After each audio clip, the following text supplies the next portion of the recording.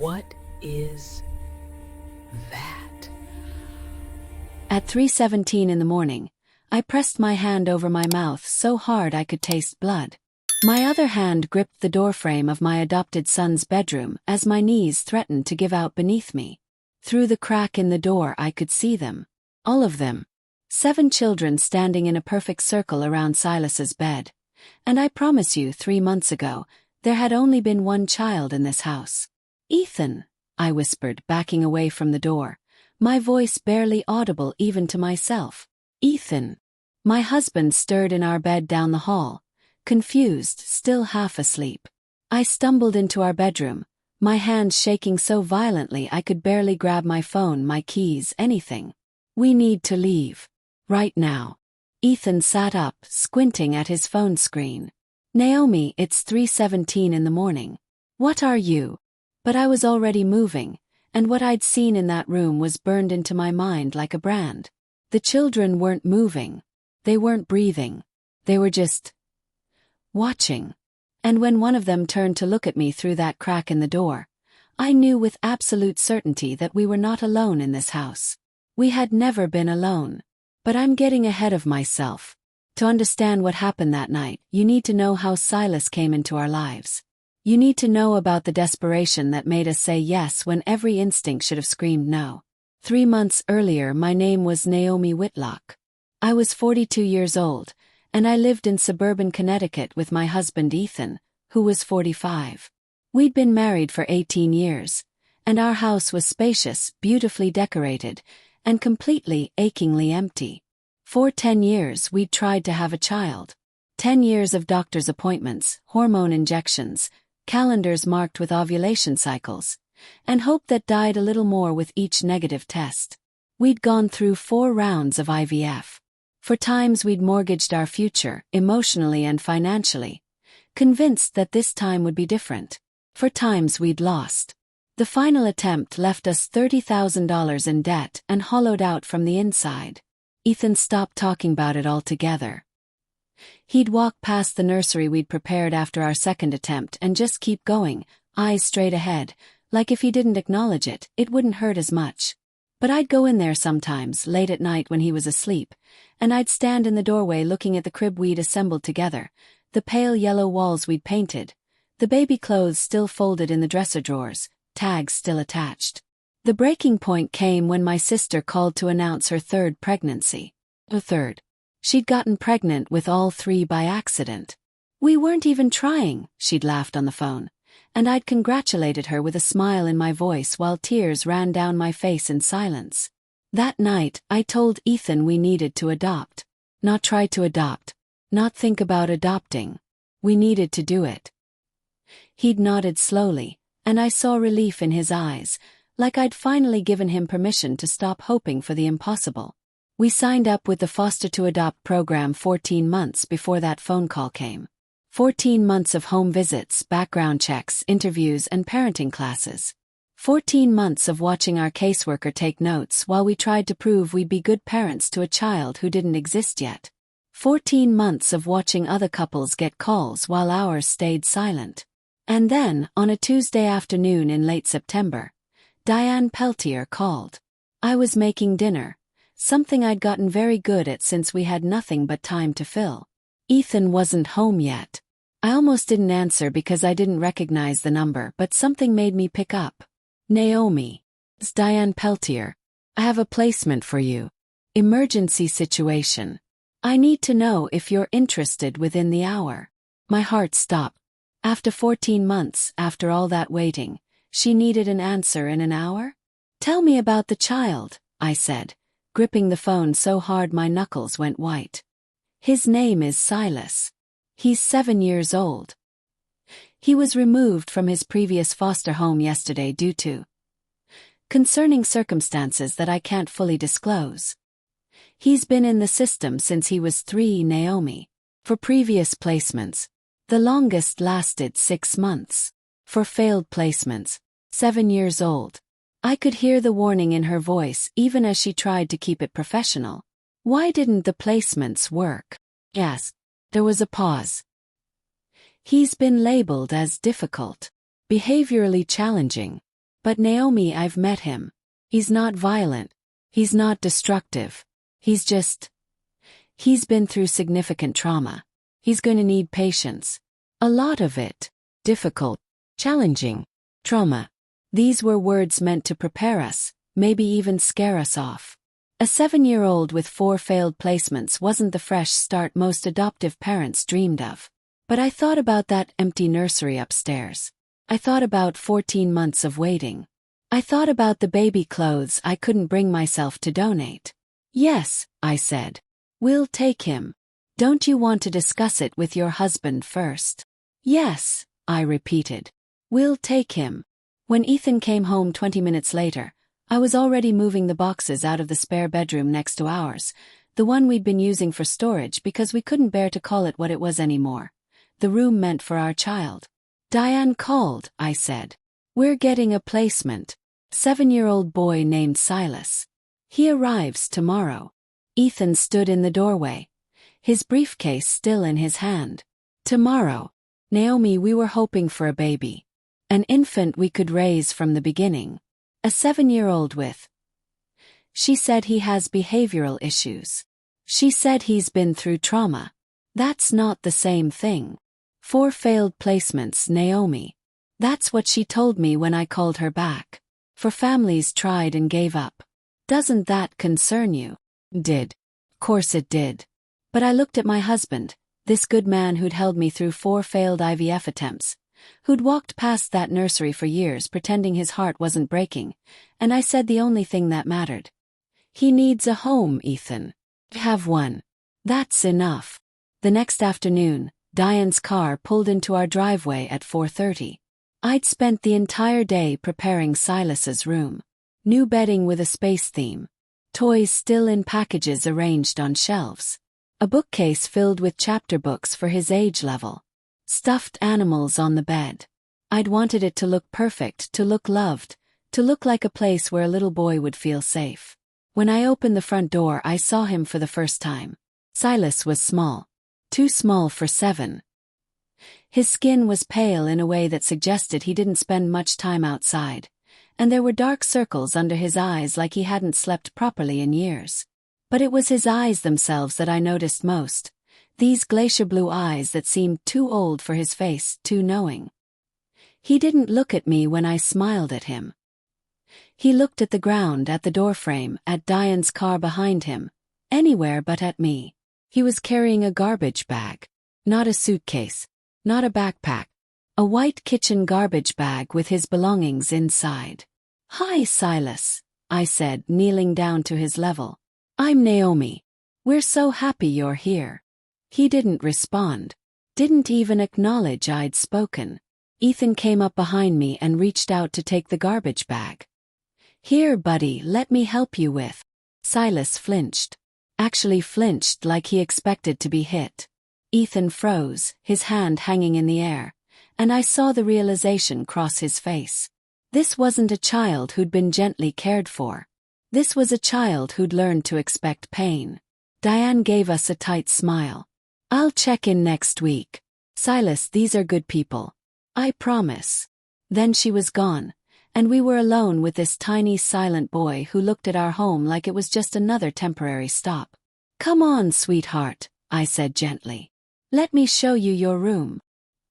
He followed me up the stairs, counting each one under his breath. I noticed but didn't comment. When we reached his room, I opened the door with a flourish, hoping to see some spark of excitement, some happiness. Silas walked in slowly. His eyes moved over the space-themed bedding, the toys, the stuffed animals, the bookcase. His expression never changed. After a full minute of silence, he set his garbage bag down in the corner, walked to the center of the room, and sat down on the floor. Not on the bed. On the floor. Cross-legged, hands in his lap, staring at nothing. Silas, said, don't you want to try out the bed? It's really comfortable. Where do I sleep? He asked. His voice was flat, emotionless. Right here, honey. This is your room. That's your bed. Where do I sleep? He repeated, same tone, like he was reading from a script. That's when I understood. He wasn't asking where his room was. He was asking where he was allowed to sleep, where he was permitted to exist. This wasn't my room to him. It was just another space he'd occupy until he was moved again. Wherever you want, I said, my throat tight. This is your home now, Silas. You can sleep in the bed, on the floor, wherever you feel comfortable. He nodded once. Still didn't look at me. That first night, I made his favorite dinner according to the file Diane had given us. Spaghetti with butter, no sauce. He ate 4 bites methodically, then stopped. When I asked if he wanted more, he said, "No, thank you," in that same flat voice, and asked to be excused. Before you go, let me ask you something. Have you ever known a child who didn't seem quite right? Not bad, just different in a way you couldn't explain. Let me know in the comments, because what happened next made me question everything I thought I knew about childhood and trauma. At 8:30, I went upstairs to help him get ready for bed. He'd already changed into pajamas and was sitting on the floor again. His back against the wall, knees pulled to his chest. "Silas, wouldn't you be more comfortable in bed?" "I'm fine here." I sat down on the floor next to him, keeping some distance. "You can tell me if something's wrong. If the room isn't right, we can change it. If you need anything." "Do you lock the bedroom doors?" he interrupted. The question hit me like cold water. "What? From the outside? Do you lock them from the outside at night?" I felt something crack inside my chest. What had this child been through that he expected to be locked in? "No, sweetheart. Never. You can come out any time you need to. If you're scared, or you need water, or you just want to be near us, you can always come out." He processed this for a moment. "Okay." I stood up to leave, and that's when he spoke again, so quietly I almost missed it. "Can you lock mine from the inside?" Turned back. "The inside? So nothing can get in?"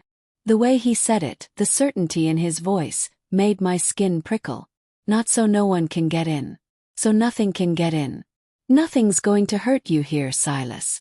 I promise."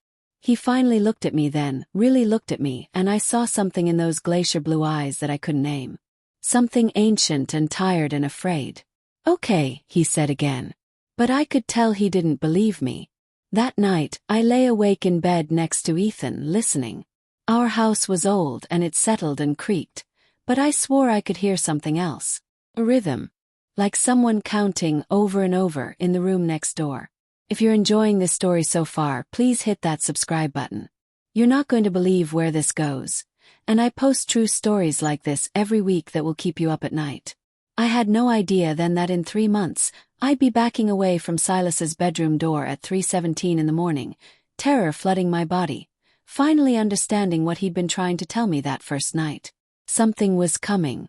And Silas had known all along. The first week with Silas felt like living with a ghost. He barely spoke beyond one-word answers. Yes. No. Okay. He barely ate, pushing food around his plate until we told him he could be excused, and then he'd disappear back to his room where we'd find him sitting on the floor, always on the floor. His back pressed against the wall like he was standing guard against something only he could see. Every morning I'd go in to wake him, and every morning it was the same. The bed untouched, covers still tucked in perfectly, and Silas curled up on the floor with his thin blanket, those glacier blue eyes already open, already watching the door before I even opened it. "Did you sleep okay?" asked. "Yes. Wouldn't you like to try the bed tonight? It's so much more comfortable. I'm fine here." On day 4, we enrolled him in Brookfield Elementary. I'd hoped school might help, that being around other children would draw him out of whatever shell he'd built around himself. The principal, Mr. Vance, assured us they had experience with foster children, with trauma, with adjustment periods. "Give it time," he'd said. "Kids are resilient." But Silas wasn't like other kids. His teacher, Mrs. Kowalski, called me after the first week. I could hear the confusion in her voice, the way she was choosing her words carefully, like she was trying to describe something she didn't quite understand herself. "Mrs. Whitlock, I want to be clear that Silas isn't causing any problems. He's not disruptive. He follows instructions perfectly.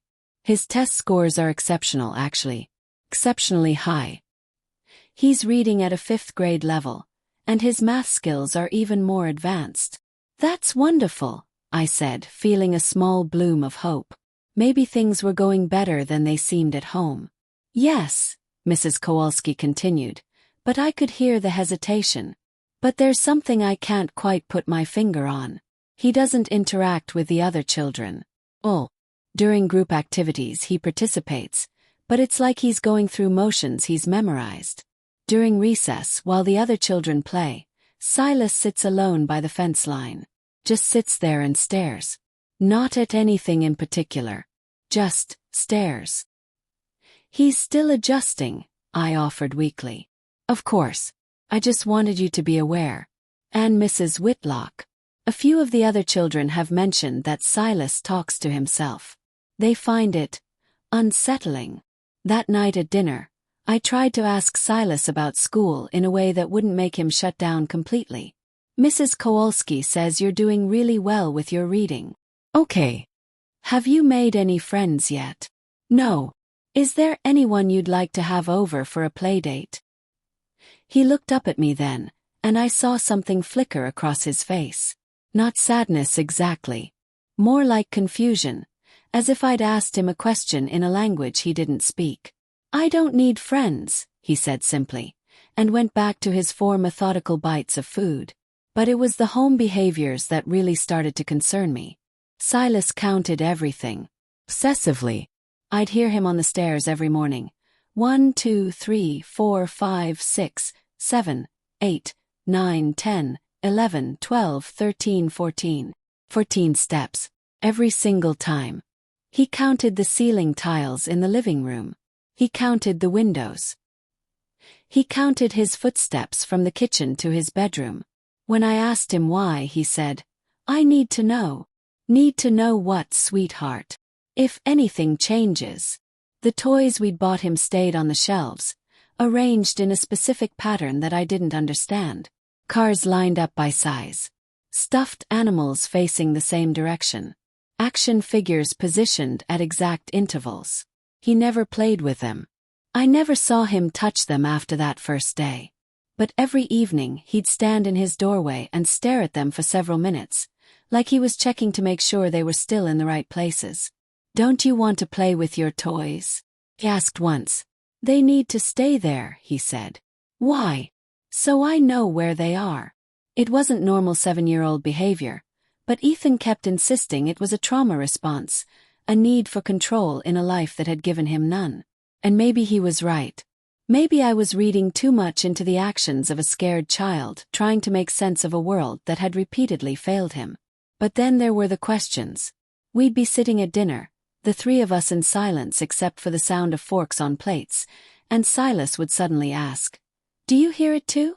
The first time I thought he meant the television in the other room. Hear what, honey? The humming. I listened. The refrigerator hummed. The heating system hummed. Do you mean the heater? No. The other humming. The one that's always there. Ethan and I exchanged glances. I don't hear anything unusual, buddy, Ethan said gently. Silas nodded, accepting this, and went back to his food. But I saw his eyes move to the wall, tracking something along the baseboards that I couldn't see. Another night. How many doors are in this house? I'm not sure, I said. Maybe 15. Why? I counted 17. You might be counting closet doors too, sweetheart. No. He was very certain. 17 doors. But I can only find 15. These moments piled up, one after another, creating a picture I didn't want to see but couldn't ignore. Then came week 3. Ethan had taken over bedtime checks because I'd started feeling uneasy going into Silas's room at night. I couldn't explain it exactly, just a feeling that I was interrupting something, intruding on something private and strange. It was 11 p.m., and Ethan went upstairs for his routine check. I was reading in bed, trying to focus on the words but really listening to the sounds of the house. The settling and creaking. The wind outside. And underneath it all, something else. That rhythm I'd noticed the first night. Like counting. Like whispering. I heard Ethan's footsteps stop outside Silas's room. Heard the door open. Then nothing for a long moment. Too long. When Ethan came back downstairs, his face was pale. "What's wrong?" I asked. He sat on the edge of the bed, rubbing his hands over his face. "I don't know. Maybe nothing. Probably nothing." "Ethan." I went in to check on him, and he was standing in the corner, facing the wall, completely still. I thought maybe he was sleepwalking, so I touched his shoulder, and Naomi, he didn't react. For 5 full seconds he just stood there like a statue. Then he turned around, slow, and his eyes were open. He was awake. He'd been awake the whole time. "What did he say?" I asked him what he was doing, and he said, "I was listening." Just like that. Come. So I asked him what he was listening to, and he said, "The walls. They talk at night."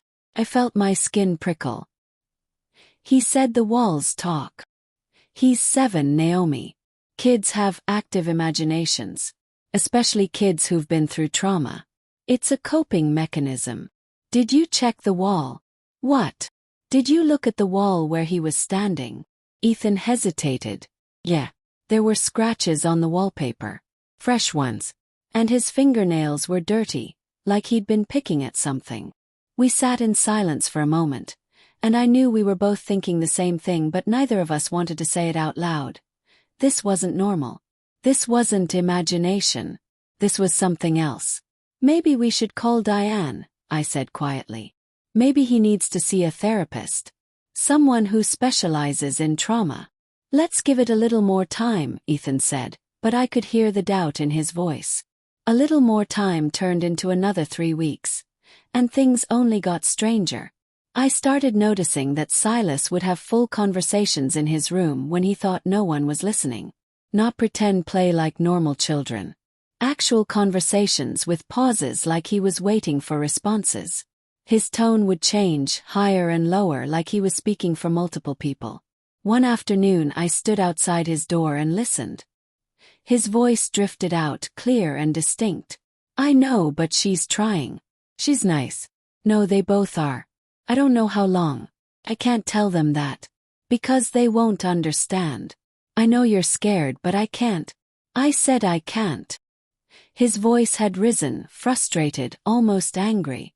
I pushed the door open, and the room went silent instantly. Silas was sitting on the floor surrounded by his untouched toys. His eyes wide, caught. "Silas, who were you talking to?" "Myself. It sounded like you were having a conversation with someone." "I was talking to myself," he repeated, but his eyes flicked to the closet for just a second. Just long enough for me to notice. I walked to the closet and opened it. Empty except for the few clothes we'd bought him, hanging neatly in a row. I checked behind the hanging clothes. Nothing. I even looked up at the shelf above. Nothing. "See," Silas said. "No one there." But when I turned back to him, I saw something in his expression that I'd never seen before. Not fear. Not sadness. Something almost like pity. Like he felt sorry for me because I couldn't see what he saw. That night I couldn't sleep. I lay in bed staring at the ceiling, listening to the house, and at 2:30 a.m. I heard it. Footsteps above us. In Silas's room. Pacing back and forth, a steady rhythm that went on for hours. At 6 a.m., I went upstairs to wake Silas for school. He was in bed this time, actually in bed, seemingly asleep. But when I got closer, I saw that his feet were dirty. Not just a little dusty. Actually dirty, like he'd been walking around outside. Checked the windows. I checked the doors downstairs. There was no way he could have gone outside without us knowing. "Silas," I whispered, shaking him gently. "Silas, wake up." He opened his eyes slowly, and for just a moment, I swear they looked different. Darker. Older. "Time for school?" he asked in that flat voice. "Yes, but honey, how did your feet get dirty?" He looked down at them like he was noticing for the first time. "I don't know." That night I heard the pacing again. Ethan was snoring beside me, oblivious, but I lay there frozen, listening to the footsteps above. Back and forth. back and forth. After an hour, I couldn't take it anymore. I got up, went upstairs as quietly as I could, and pressed my ear to Silas's door. The footsteps continued. Steady. Relentless. I opened the door a crack and looked inside. Silas was in bed, sound asleep, his chest rising and falling with deep breaths. But the footsteps continued, right there in the room with him, and there was no one else there. I closed the door and went back downstairs, my hands shaking, my mind racing for a rational explanation that refused to come. The next morning over coffee, I tried to talk to Ethan about it. I heard footsteps in his room last night, pacing. But when I looked in, he was asleep. Ethan didn't look up from his newspaper. Old house. Pipes settling. Could be anything. Ethan, I heard footsteps. Naomi. He finally looked at me, and I saw frustration in his eyes. He's a traumatized 7-year-old trying to adjust to his 5th home. Yes, he has some quirks. Yes, he's unusual. But he's not dangerous. He's not hurting anyone. He just needs time and stability. And if you keep looking for reasons to be afraid of him, you're going to find them whether they're real or not. I'm not looking for reasons, I said, my voice rising. I'm telling you what I'm experiencing. Are you? His words were sharp. Or are you looking for an excuse to send him back because he's not the baby you wanted? Because he came with baggage you weren't prepared for? The accusation hit me like a slap. How dare you? I'm sorry. He softened immediately, reaching for my hand. I'm sorry. That wasn't fair. I know you care about him. You do. But maybe you're just stressed. Maybe we both are. This is harder than we thought it would be. But that doesn't mean something supernatural is happening. It means we have a scared kid who needs us to be stronger than our fears. I wanted to believe him. God, I wanted to believe that I was just stressed, just paranoid, just unused to the reality of foster parenting. But I couldn't shake the feeling that something was deeply, fundamentally wrong. So I started researching. I pulled out the file Diane had given us with Silas's information, but it was frustratingly vague. 4 previous placements, ages 3 to 7, each lasting between 2 and 6 months. No details about why they ended. No contact information for the previous families. I called the foster agency and asked to speak with someone about Silas's history. I was transferred 4 times and finally told that information was confidential unless there was a safety concern. Is there a safety concern, Mrs. Whitlock? I thought about Silas counting obsessively. Standing in corners. Having conversations with people who weren't there. His dirty feet when the doors were locked. No, I heard myself say.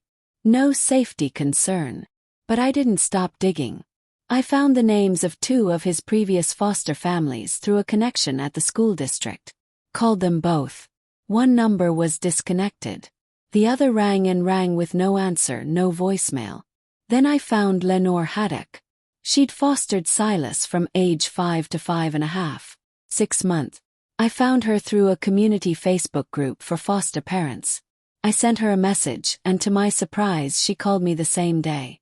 You have Silas, she said. Not a question. A statement. Yes. I'm hoping you could tell me. How long? Almost 2 months. There was a long silence on the other end. Longer than I expected. Maybe he likes you. The way she said it made my blood run cold. Mrs. Haddock, I'm trying to understand Silas better. To help him. Can you tell me anything about your experience with him? Another silence. Then her voice dropped to a whisper, like she was afraid of being overheard. You need to ask him about the others. My heart started pounding. What others? The ones he talks to. The ones who follow him. You need to ask him who they are and what they want. Mrs. Haddock, I don't understand. Yes, you do. You've heard them, haven't you? At night. The footsteps. The whispers. You've seen him standing in places he shouldn't be. Doing things that don't make sense. You've felt it in your house, that feeling of being watched, of not being alone even when you should be. Have you ever had that feeling in your own home? That sense that something's not quite right, that you're being watched even when you're alone. Drop a comment and let me know, because what I was about to discover would make me question everything I thought I knew about reality. How do you know all this? I whispered. Because it happened to us too. It happens to everyone who takes him in. He's not a bad child. He's not even trying to cause problems. But he brings them with him. They follow him, and they won't leave him alone. And eventually they won't leave you alone either. Who won't leave him alone? The others. Ask him.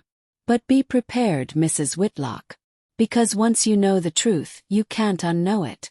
And you'll have to decide whether you're strong enough to help him, or whether you're going to do what the rest of us did and send him away.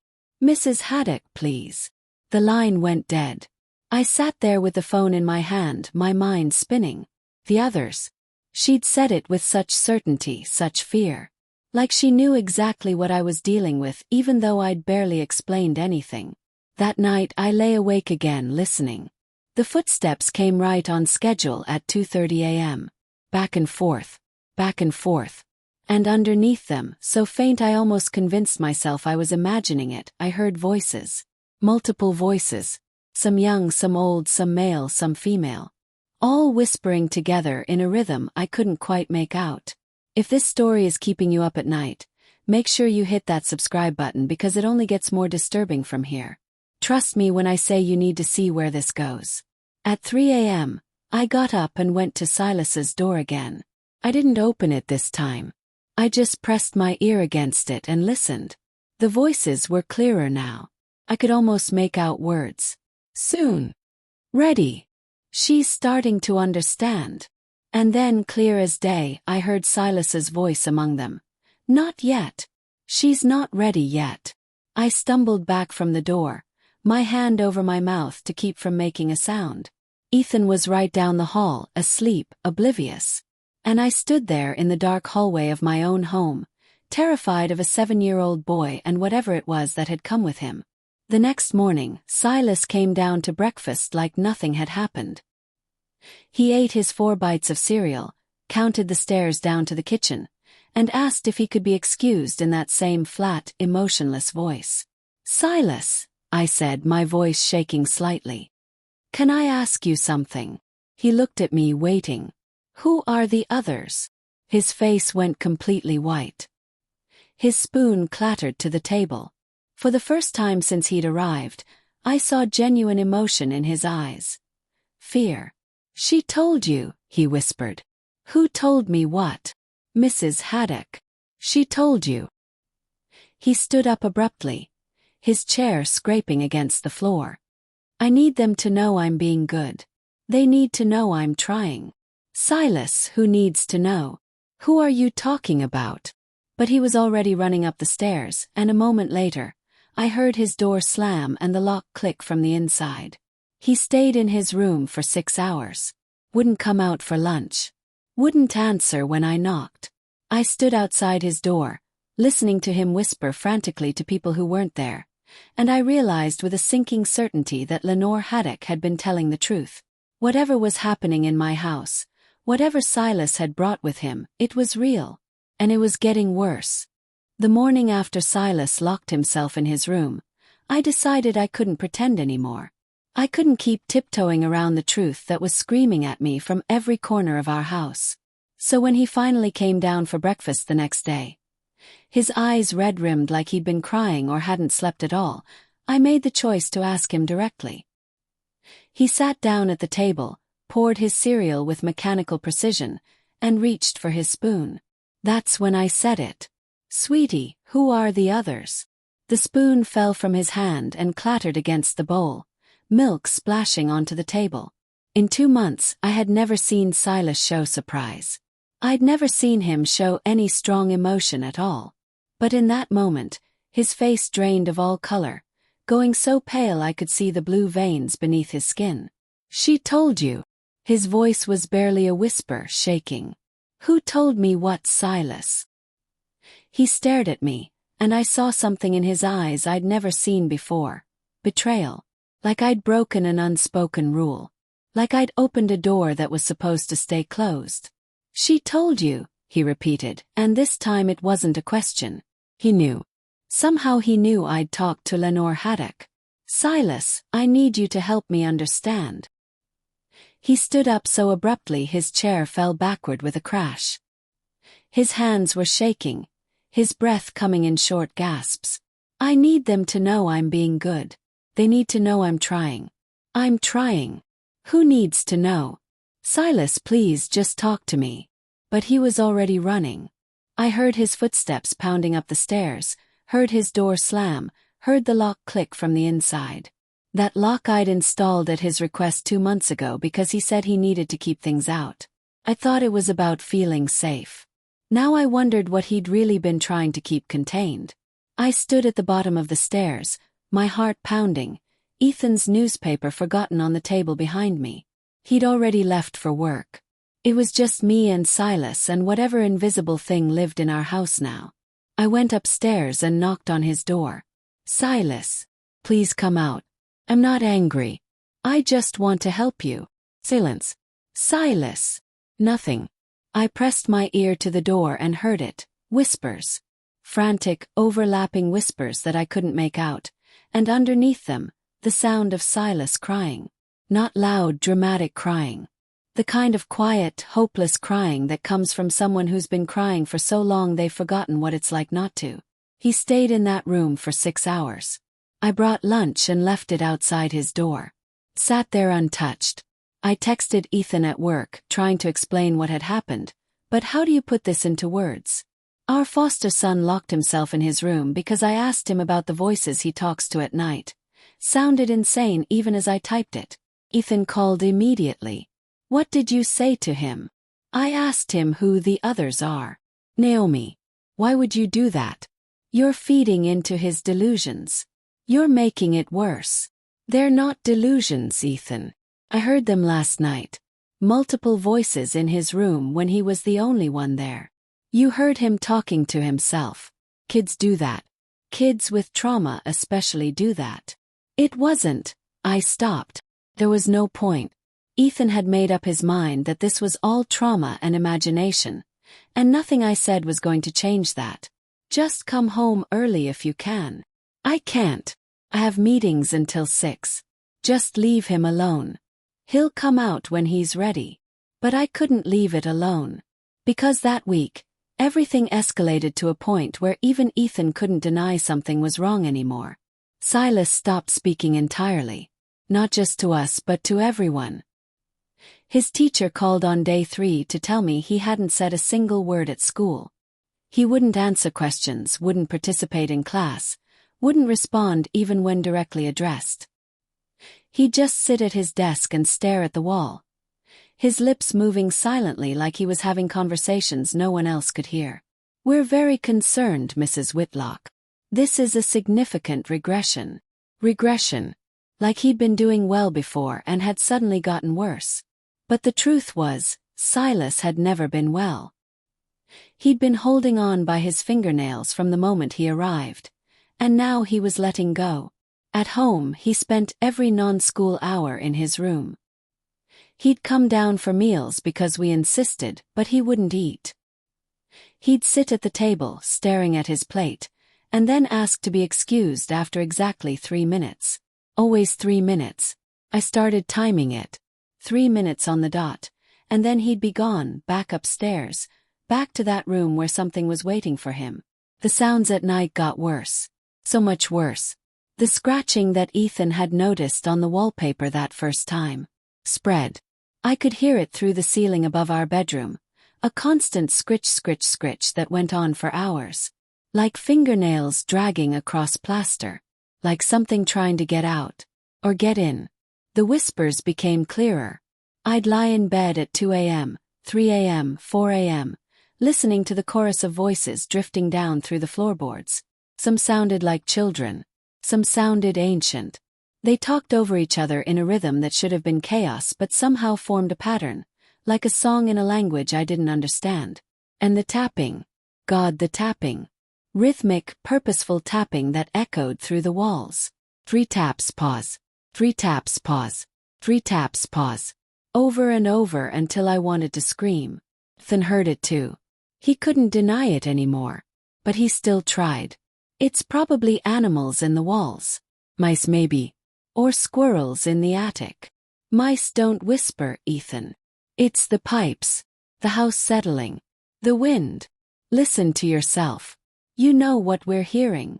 But he'd just shake his head and turn over, desperate to go back to sleep, desperate to believe in the rational explanations that were crumbling around us. On the 6th night of Silas's silence, I couldn't take it anymore.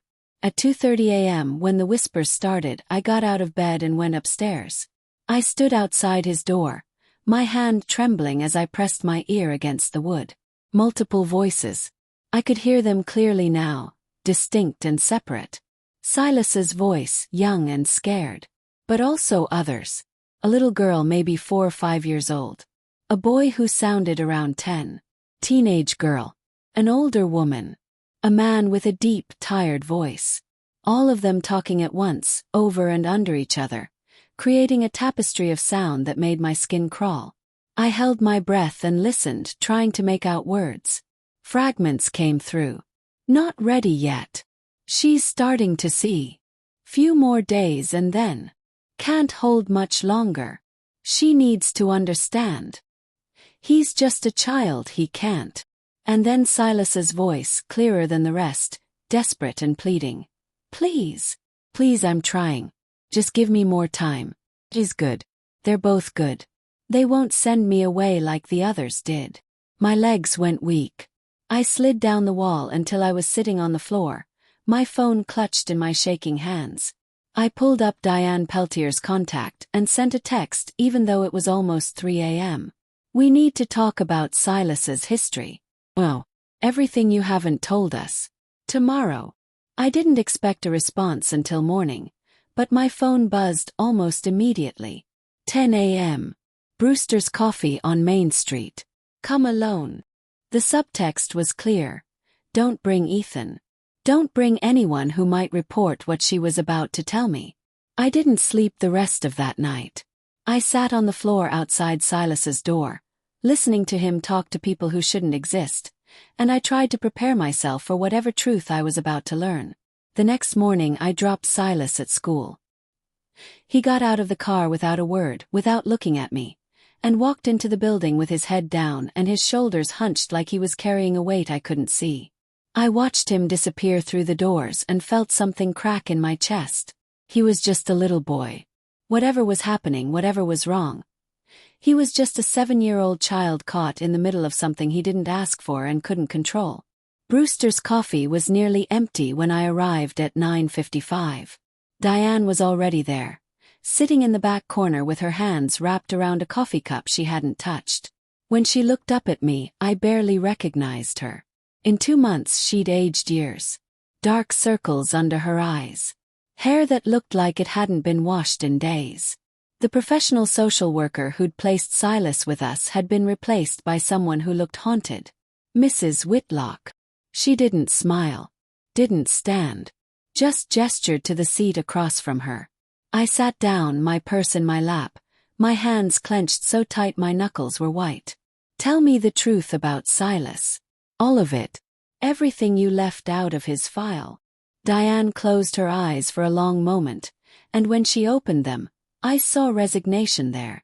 She'd known this conversation was coming eventually. I shouldn't tell you this.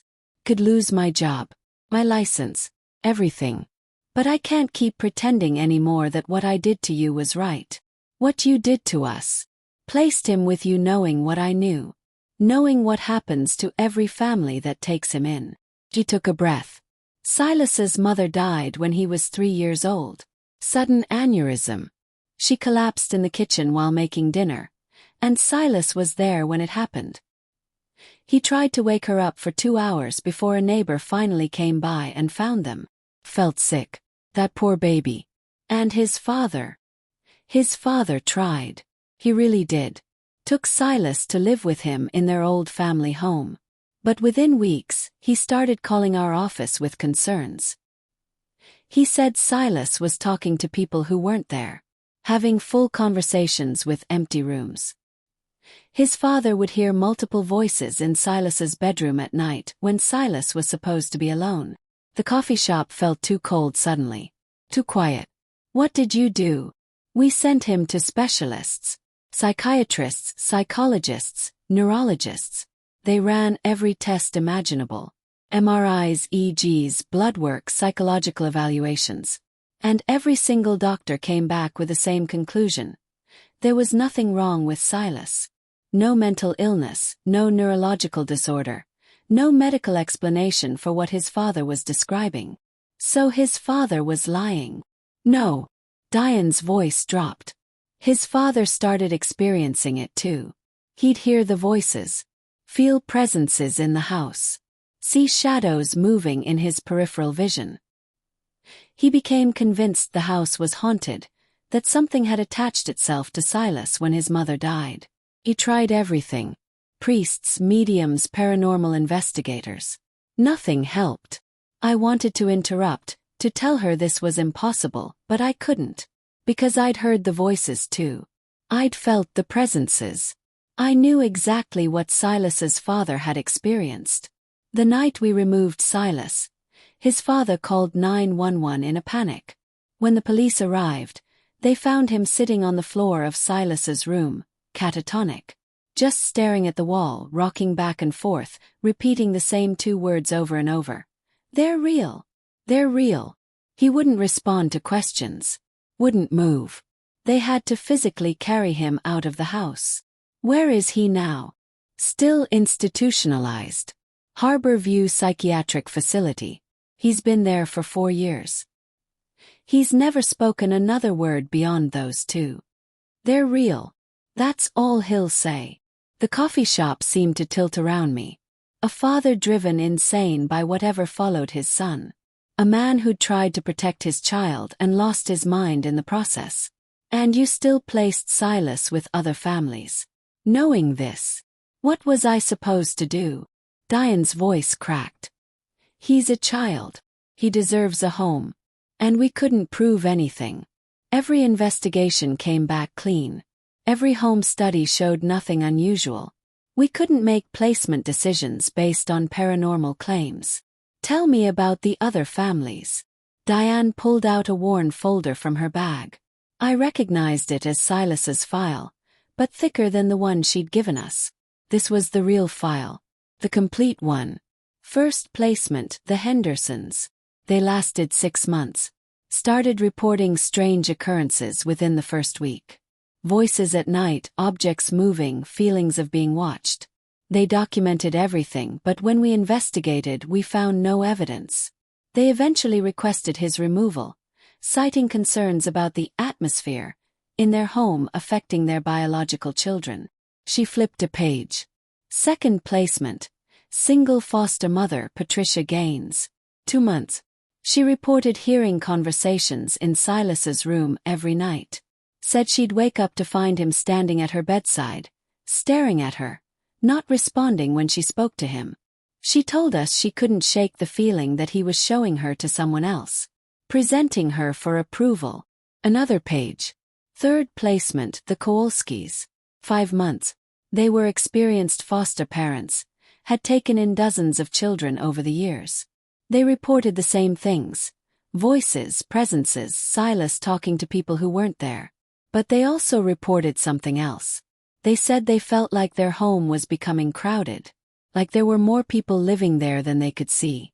They'd set the table for 3 and feel like they needed to set it for 10. And the fourth placement. Lenore and Marcus Haddock. 6 months. That was the worst one.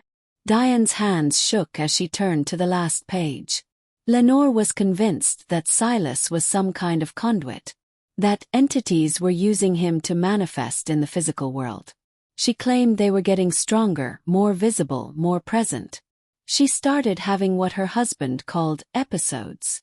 She'd scream in the middle of the night that they were touching her, talking to her, trying to pull her somewhere. She had a complete breakdown. Last I heard, she's on disability, can barely leave her house. I thought about Lenore's whispered warning on the phone. You need to ask him about the others. She'd known exactly what I was dealing with because she'd lived through it herself. So you placed him with us knowing all of this. Knowing what happened to 4 other families. Diane met my eyes and I saw guilt there. Raw, undeniable guilt. I placed him with you because I'm out of options, Mrs. Whitlock. Silas is 7 years old. He ages out of the system at 18. That's 11 more years. 11 more years of needing a home, needing a family, needing someone to take care of him. And nobody else will take him. His file is flagged. Word has spread through the foster community. Everyone knows about the Haddock situation. No one will touch his case. So you used us. You saw 2 desperate people who'd been waiting 14 months for a child, and you used our desperation. I gave him a chance at a family. That's my job. Her voice hardened. And yes, I knew you might experience things you couldn't explain. But I also knew that, unlike the others, you wanted him badly enough that you might actually try to understand instead of just sending him back. I stood up so fast my chair scraped loudly across the floor. Other customers turned to look, but I didn't care. You had no right. You're right. I didn't. And I'll probably go to hell for it. But Mrs. Whitlock, think about what you're saying. Think about what sending him back means. Another failed placement. Another family that gave up on him. Another confirmation that he's unlovable, unwanted, impossible to help. He's 7 years old, and he's already internalized that he's the problem. Do you know what that does to a child? Did know. I'd seen it in the way Silas asked, "Where do I sleep?" instead of "my room." In the way he never played with his toys because he knew he'd have to leave them behind eventually. In the way he'd asked if we locked doors from the outside because he'd learned to expect confinement, not safety. "Whatever's happening," Diane continued, her voice softer now, "it's not his fault. He didn't ask for this. He didn't choose to be followed by whatever follows him. He's just a little boy who lost his mother, who watched his father lose his mind, who's been passed around like damaged goods for 4 years. And yes, strange things happen around him. Unexplainable things. But he's not evil. He's not dangerous. He's just scared and alone and desperately hoping that someone somewhere will love him enough to stay." She stood up, gathering her folder, preparing to leave. "So you have a choice to make, Mrs. Whitlock. You can send him back, add your name to the list of people who couldn't handle him, and let him spend the next 11 years bouncing from placement to placement until he ages out and ends up on the streets. Or you can be the one who finally tries to help him instead of running away. If you're still watching, hit that subscribe button right now because what happens next will change everything you think you know about this story. I'm posting videos like this every week, and trust me, you don't want to miss what comes next." "How?" My voice broke. "How am I supposed to help him when I don't even understand what's happening?" Diane paused at the table, and for the first time, I saw something like hope in her expression. Maybe start by asking him. Really asking him. Not demanding answers, not accusing him of anything, but actually listening to what he's been trying to tell you since the day he arrived. He said the walls talk. He said there are others. Maybe instead of being terrified of what that means, try to understand why he's telling you. She left then, walking out of the coffee shop and leaving me alone with the weight of everything she'd just revealed. Silas's father, catatonic in a psychiatric facility. For families driven to desperation. A social worker who'd knowingly placed a child with us despite knowing the consequences. And Silas himself, caught in the middle of something none of us understood, carrying a burden that had destroyed everyone who'd tried to help him. I sat back down and put my head in my hands. The question Diane had asked echoed in my mind. What would sending him back accomplish? Another trauma for a child who'd experienced nothing but trauma. Another rejection. Another confirmation that he was the problem. But what was the alternative? Stay in a house where voices whispered through the walls at night. Where footsteps paced in empty rooms. Where my 7-year-old foster son talked to people I couldn't see and counted obsessively and stood in corners listening to walls. Here's what I want to know from you. Have you ever had to choose between doing what's safe and doing what's right? When those two things are in direct conflict, how do you decide? Leave me a comment because I'm about to tell you about the choice I made, and I still don't know if it was the right one. I drove home in silence, my mind spinning. Ethan would be at work for another 5 hours. Silas would be at school for another 3. I had the house to myself, and suddenly I realized I'd been avoiding being alone there. I'd filled every moment with activity, with noise, with distraction. But now I needed to face it. I needed to face whatever was in that house with me. I unlocked the front door and stepped inside. The house was quiet. Too quiet. The kind of quiet that feels like held breath, like something waiting.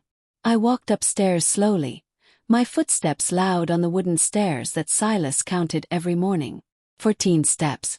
I counted them too now without meaning to. 1, 2, 3, 4. 14. I stood outside Silas's door. It was unlocked. He only locked it at night. I turned the handle and pushed it open. The room was exactly as he'd left it that morning. Bed made with military precision. Toys arranged in their specific pattern on the shelves. Nothing out of place. Nothing unusual. But the air felt heavy, charged, like the atmosphere before a thunderstorm. I walked to the corner where Ethan had found Silas standing that night. The wallpaper was scratched, deep gouges that went down to the plaster beneath. Not random scratches. Deliberate marks. Tully marks. I counted them without meaning to. 47 marks. 47 of something. 47 days. 47 people. 47 what? I pressed my hand against the wall, and I swear to you I felt it. Vibration. Hum. The same hum Silas had asked if we could hear. It ran up my arm like electricity, and for just a moment I thought I heard it. A whisper so faint I might have imagined it. Finally! I jerked my hand back and stumbled out of the room, my heart racing. Whatever was in that house with us, it knew I was starting to understand. It knew I was starting to see. And it was waiting to see what I would do next. That night I couldn't sleep. Ethan was away on business, a trip that had been planned for months, and suddenly our house felt enormous and empty and full of things I couldn't see. I tried to convince him to cancel to stay home. But how do you explain to your rational, logical husband that you're terrified to be alone in your own house because of things that shouldn't exist? It's just 2 nights, Naomi, he'd said that morning while packing. You'll be fine. And maybe some time alone with Silas will be good for both of you. No pressure, no tension. Just you and him. Just me and him and whatever followed him through the dark. I lay in bed, every light in the house turned on, listening. The house settled and creaked around me. Normal sounds. Old house sounds. But underneath them, I swore I could hear that hum again. That vibration Silas had asked about. The one that never stopped. At 2:47 a.m., I heard Silas's door open. I sat up immediately, my heart already racing. Footsteps in the hallway, soft and slow, moving across the carpet. They came down the hall toward my room, and I held my breath, waiting. The footsteps stopped right outside my door. Silence. Then breathing. Someone was standing on the other side of my door, breathing. Not heavy, not labored. Just the steady in and out of someone waiting. Silas! My voice came out as a whisper.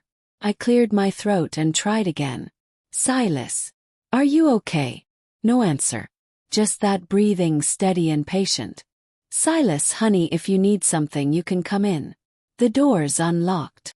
The breathing continued for another moment, and then the footsteps retreated. Back down the hall, slow and measured, and then silence. I sat there in the dark, my hands shaking, trying to convince myself that it had been Silas. Of course it had been Silas. Who else could it have been? But something about those footsteps felt wrong. The rhythm was off. The weight of them. I counted to 65 times, giving him time to get back to his room, to settle, to sleep. Then I couldn't stand it anymore. I had to check on him. I got out of bed and walked down the hallway on trembling legs. Every shadow seemed too deep, every corner too dark. Silas's door was ajar, just slightly, and a dim nightlight glow spilled out into the hallway. I'd bought him that nightlight after the first week when I realized he was terrified of complete darkness. It was shaped like a crescent moon and cast a soft, bluish light across his room. I pushed the door open slowly, inch by inch, my breath caught in my throat. Silas was in bed. Actually in bed for the first time since he'd arrived. He was lying on his side, his small body curled under the space-themed comforter, his face peaceful in sleep. For a moment, relief washed over me. He was fine. He was sleeping. Everything was. Then I saw them. 7 children standing in his room. 6 others besides Silas, arranged in a perfect circle around his bed. Various ages, various sizes. A little girl who couldn't have been more than 4, her hair in pigtails. A boy around 10 with grass stains on his knees. A teenage girl in clothes from what looked like the 1980s. A small boy, maybe 6, in overalls. Another girl, around 8, in a nightgown. And a boy close to 12, wearing a baseball uniform. They weren't solid. I could see through them, see the wall behind them, see the toys on the shelves through their translucent forms. But they were distinct, individual, real in a way that made every rational thought in my mind scream that this was impossible. They were all staring at Silas. Just standing there in perfect silence, watching him sleep with expressions I couldn't read. Not malevolent, not angry, something else, something like longing. I couldn't move, couldn't breathe, couldn't make a sound. I just stood there in the doorway, frozen, watching these children who couldn't exist standing vigil over my foster son. Then the little girl with pigtails turned her head and looked directly at me. Her eyes locked onto mine, and I felt it like a physical touch. Recognition. She saw me. She knew I could see her. Her mouth moved, forming words without sound, and I understood them as clearly as if she'd spoken aloud. Help him. I must have made a sound, a gasp or a whimper, because the other children turned then. One by one they looked at me, and I saw the same thing in all their faces. Pleading. They needed something. They wanted something. And they thought I could give it to them. They began to fade. Not all at once, but gradually, like mist burning away in sunlight. The teenage girl first, then the boy in the baseball uniform, then the others, one by one, until only the little girl with pigtails remained. She looked at Silas one more time, something achingly tender in her expression, and then she was gone too. That's when Silas sat up. His eyes were open, but he wasn't awake. I could tell by the way he moved, slow and mechanical, by the way his gaze didn't focus on anything in particular. He turned his head toward me, and when he spoke, it wasn't his voice. It was older, tired, ancient in a way that made my skin crawl. We've been trying to cross over for so long. He's the only one who can hear us. But he's too scared to let us go. The voice came from Silas's mouth, but it wasn't him speaking. It was them. All of them together speaking through him. That's when I ran. I don't remember getting down the stairs. I don't remember grabbing my phone, my keys, my coat.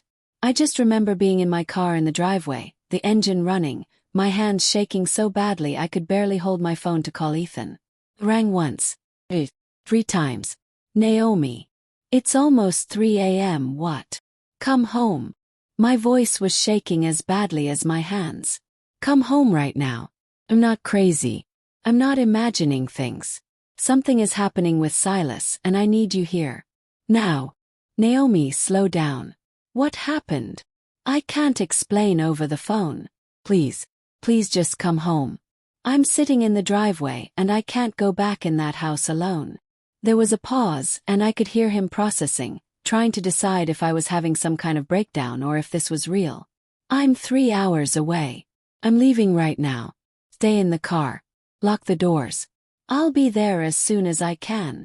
So I sat in my car in the driveway of my own home as the sky slowly lightened from black to deep blue to pale gray. I watched the house, watched Silas's window, and tried to make sense of what I'd seen. Tried to convince myself I'd been dreaming, hallucinating, having some kind of stress-induced episode. But I knew what I'd seen. Those children were real as anything else in this world. And they'd been there in that room watching Silas sleep. Ethan pulled into the driveway at 4:30 a.m., his car screeching to a stop behind mine. He got out, still in the clothes he'd worn to his business meetings the day before, his face haggard with worry and exhaustion. Tell me what happened. I did. All of it. The footsteps outside my door. The children standing around Silas's bed. The little girl who'd looked at me and mouthed, "Help him." The voice that had come from Silas that wasn't his voice. I watched Ethan's face as I spoke, watched the skepticism war with concern, watched him try to find a rational explanation and fail. When I finished, he was silent for a long moment. "Show me," he finally said. We went into the house together, Ethan's hand in mine, both of us terrified in ways we'd never been before. We climbed the 14 stairs, and I counted them without meaning to, and we stood outside Silas's door. Ethan pushed it open. The room was empty except for Silas. No translucent children. No spirits. No ghosts. Just a 7-year-old boy sitting on his bed. His knees pulled to his chest, tears streaming down his face. It was the first time I'd seen him cry since he'd arrived. The first time I'd seen him show any real emotion beyond that flat, detached acceptance. He was crying like his heart was breaking, and when he saw us, he didn't try to hide it. "I'm sorry," he sobbed. "I'm sorry. I didn't mean to scare you. I didn't mean for you to see them. They weren't supposed to show themselves. They promised they wouldn't." I found myself moving forward without thinking, sitting on the bed next to him. My fear had evaporated the moment I saw his tears. He was just a little boy. A scared, overwhelmed little boy who'd been carrying something too heavy for anyone, let alone a child. "Silas," I said gently, my hand hovering near his shoulder but not touching, waiting for permission. "Who were those children?" He looked at me with those glacier blue eyes, red-rimmed now from crying, and I saw the relief in them. Relief that I'd finally asked. Relief that someone had finally seen what he'd been trying to tell us all along. "The ones who got stuck," he whispered. "They find me because I can hear them. I've always been able to, even before Mom died. But after Mom there were more. So many more. They come to me because I'm the only one who knows they're there." Ethan sat down on the other side of the bed, and I could see him struggling with this, trying to reconcile what I'd told him with what his logical mind could accept. "Stuck where, buddy?" "Between." Silas wiped his eyes with the back of his hand. "They died scared and alone. Really scared. And when you die that scared, sometimes you don't know how to leave. You don't know it's okay to go. So they stay and they get lost and they can't find their way. And they come to you because I can hear them. 'Cause I can see them. They think if they stay with me, if they follow me around, maybe they'll feel safe enough to finally leave. But I'm just a kid. I don't know how to help them. I don't know what to say. And there's so many of them now." His voice broke again. "So many, and they all need help, and I don't know what to do." The weight of what he was saying hit me like a physical blow. This child had been carrying the lost souls of dead children for 4 years. 4 years of being followed, being watched, being pleaded with by spirits who couldn't move on. No wonder his father had lost his mind. No wonder every family had sent him back. They'd experienced the overflow, the evidence of what Silas lived with every single day, and they'd run. "My dad thought I was crazy," Silas continued, his voice small. "He tried to help at first. Took me to doctors. But when the doctors said nothing was wrong, he got scared. He started seeing them too, hearing them, and it broke something in his brain. That's why they took me away. Not because I was bad. Because Dad couldn't handle what was real." If you've made it this far in this story, please hit that subscribe button. What happens next is the most important part, and I promise you this ending will stay with you long after the video ends. I share real stories like this every single week. I looked at Ethan, and for the first time since this began, I saw belief in his eyes. Not because he'd seen what I'd seen, but because he was looking at Silas, really looking at him, and seeing a child who was telling the truth as he understood it. "Silas," I said slowly, an idea forming in my mind. "What do they need?" He looked at me confused. "What?" "To cross over. To move on. To finally leave. What do they need?" I don't know exactly. But I think." He paused, choosing his words carefully. "I think they need someone to tell them it's okay to go. That they're safe now. That they don't have to be scared anymore. But every time I try, I get too scared myself. What if I say the wrong thing? What if I make it worse? What if we helped you? The words were out of my mouth before I'd fully thought them through, but as soon as I said them, I knew they were right. What if you didn't have to do this alone? Silas stared at me like I'd just offered him something he'd never dared to hope for. You'd help. Even after seeing them. Even knowing what I am. You're not what you are, Silas. You're who you are. And who you are is a 7-year-old boy with a gift he didn't ask for and a burden that's too heavy to carry alone. I took his hand, and for the first time he didn't flinch. So we're going to help you. We're going to figure this out together.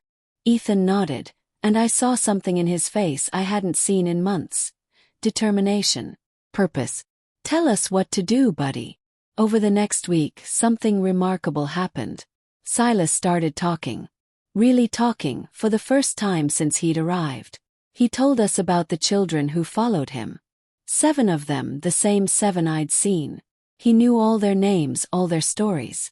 How they died. What they were afraid of. What they missed about being alive. There was Emma, the little girl with pigtails. She drowned in a pool at 4 years old while her parents fought inside. She was terrified of being alone. There was Joshua, the 10-year-old with grass-stained knees. He'd been hit by a car chasing a ball into the street. He kept looking for his mom. There was Rebecca, the teenager from the 1980s. Drug overdose at 15. She was ashamed and scared her parents would be angry. There was Thomas, the 6-year-old in overalls. House fire. He was looking for his little sister. There was Lily, the 8-year-old in a nightgown. Illness, cancer, painful and slow. She just wanted someone to tell her the pain was over. There was Marcus, the 12-year-old in a baseball uniform. Suicide. He regretted it the moment it was too late and didn't know how to make it right. And there was Grace, who'd appeared more recently. 7 years old. Lost in the woods. She'd been scared and alone and had been searching for home ever since. Each night, Silas would sit on his floor, and I would sit with him and we would talk to them. Not out loud at first, because Ethan wasn't quite ready for that level of acceptance. But Silas would listen, would nod, would relay what they said, and I would respond.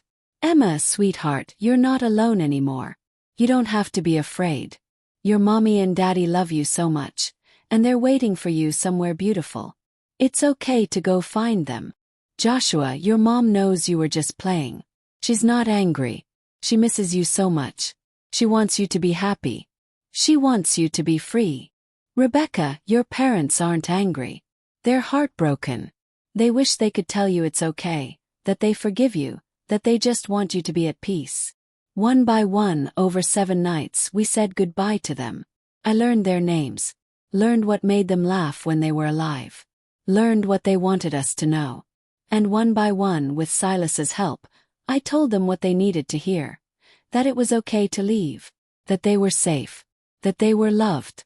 That wherever they were going was better than this in-between place where they'd been trapped. The night we said goodbye to Emma, the last one, she appeared to me too. Just for a moment. Just long enough to look at Silas with so much love it broke my heart. And then at me, and to whisper in a voice I somehow heard despite the impossibility of it all. Thank you. Then she was gone. And for the first time in 4 years, Silas was alone in his head. That night, he climbed into his bed. Not the floor. The actual bed. And he slept for 12 hours straight, deeper and more peacefully than he ever had before. The house changed after that. The humming stopped. The scratching stopped. The footsteps that paced at 2:30 a.m. stopped. The feeling of being watched, of being crowded in our own home, lifted like fog burning away in the morning sun. And Silas changed too. He started speaking in full sentences. Started eating more than 4 bites. Started actually playing with his toys instead of just arranging them. He still counted things, but it became less compulsive, more like a habit he was slowly breaking. Mrs. Kowalski called to tell me he'd raised his hand in class for the first time. That he'd played with other children at recess. That he'd smiled, actually smiled, when another boy asked him to join a game of kickball. 3 months later, I'm watching Silas through my kitchen window. He's in the backyard with 3 boys from the neighborhood, playing some elaborate game that involves a lot of running and laughing. He's still quieter than the other kids, still more serious. But there's a lightness to him now that wasn't there before. Like he'd been carrying a weight so heavy it had nearly crushed him, and someone had finally helped him set it down. Here's what I need you to understand. Have you ever misjudged someone because you were too afraid to see the truth? Have you ever run from something that needed your help instead of your fear? Leave me a comment because this experience taught me something I'll never forget. Silas wasn't difficult. He wasn't broken. He wasn't cursed or possessed or wrong. He was a little boy with a gift he didn't understand and a burden he couldn't carry alone. He was a child who could see the lost souls that the rest of us walked past every day without knowing they were there. And he'd spent 4 years being punished for it, being labeled as the problem, being passed from family to family because no one would stop long enough to listen to what he was really trying to say. The children who followed him weren't trying to hurt him. They were just scared. They died alone and terrified, and somehow they'd found this one small boy who could hear them, who could see them, who could acknowledge that they still existed even though they shouldn't. And all they needed was for someone to tell them it was okay to let go. Sometimes the children who need us most are the ones we're most afraid to understand. Sometimes helping someone means facing things we can't explain, believing in things we can't see, and choosing to stay when every instinct tells us to run. Silas is ours now. The adoption was finalized last month. He calls us mom and dad now, tentatively, like he's testing the words to see if they're real. And every time he says it, I see a little more of that weight lift from his shoulders. He still sees things sometimes. Spirits who got lost, who need help finding their way. But now when he does, he comes to us. We sit with him. We help him help them. And then we make hot chocolate and watch cartoons until he remembers he's just a kid who deserves to be a kid. Last week he asked if we could get a dog. Not for protection. Not because he was scared. Just because he wanted a dog. Because he's starting to believe this is really his home. That we're really his family. That he doesn't have to keep his belongings in a garbage bag because he might have to leave at any moment. The house is quiet now. Peaceful. Full of the normal sounds of a family learning to be a family. And sometimes late at night I think about those 7 children. Emma and Joshua and Rebecca and Thomas and Lily and Marcus and Grace. I hope they found what they were looking for. I hope they're not scared anymore. I hope they're home. And I'm grateful, so deeply grateful that they found Silas. Because in helping him help them, we found what we'd been looking for too. Not the baby we'd imagined. Not the easy path we'd hoped for. But a son who needed us exactly as much as we needed him. That's the thing about family. Sometimes it doesn't look the way you expected. Sometimes it comes with complications you can't predict and challenges you can't prepare for. But if you're brave enough to stay, to listen, to see past your own fear to the truth underneath, you might just find that the love you build is stronger than anything you could have planned. Silas is sleeping peacefully upstairs right now. In his bed, not on the floor. No voices whisper in his room. No footsteps pace the halls. No shadows watch from corners. He's just a 9-year-old boy now, dreaming whatever dreams 9-year-old boys dream, safe and loved and finally home. Based on unexplained phenomena reported in multiple foster care cases.